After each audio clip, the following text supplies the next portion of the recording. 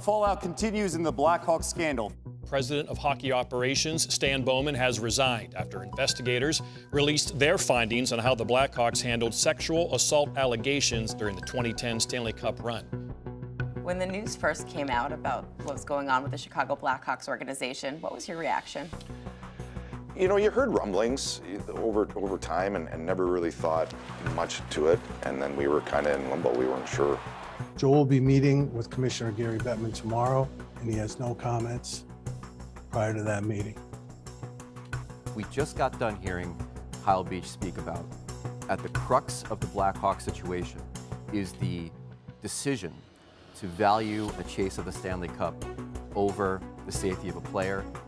And when I look at Joel Quenneville on that bench last night, I say to myself, that's exactly what's happened here. We thought Joel would be fine, and you know, obviously it didn't work out that way. The Florida Panthers announced that head coach Joel Quenneville, who was on the bench last night as the team moved to 7-0, has resigned. How did you find out that you were going to take over behind the bench? The night before Detroit, I think when everything went down with Joel, and Bill called me up to his room and just said, are you up to the task? Are you ready? I'm just day to day, you know, I'm just trying to help our group, you know, as best I can. Andrew Brunette has a very tough task tonight. This team is distraught right now, and they have to find a way to come together. And what was your biggest challenge in that moment?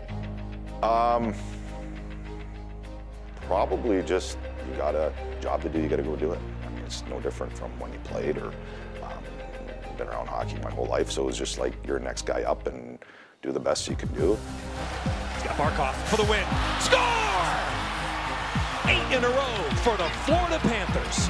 Andrew Brunette 1-0 as an NHL head coach.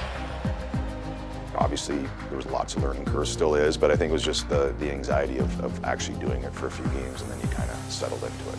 I say this with all due respect, but you played for one of the worst teams in NHL history, the Atlanta Thrashers. Yeah. What are some of the experiences you had on that team that made you a better coach? Well, yeah, I think the thumpings we took, we took a lot of those. What that group found, or at least I found in that group, is we had fun together. There was camaraderie, we competed, there was all the things good teams had, we just weren't as talented. If you can have fun in those circumstances, you have fun anyway. Huberdeau behind the net, in front shot, they scored! The Panthers come back to win it! What are some things that you do to cultivate a fun culture with the Panthers now? Win. This is year 28 of the Florida Panthers, and this might be the best team they've ever had. The juggernaut in South Florida rolls on. In the position I am this year, I just look to get our group ready to play every game. I love our group, and I think we're as good as anybody in the league. The prize is, at the end of the day, is the Stanley Cup, and we're after it. All right, back with Emily.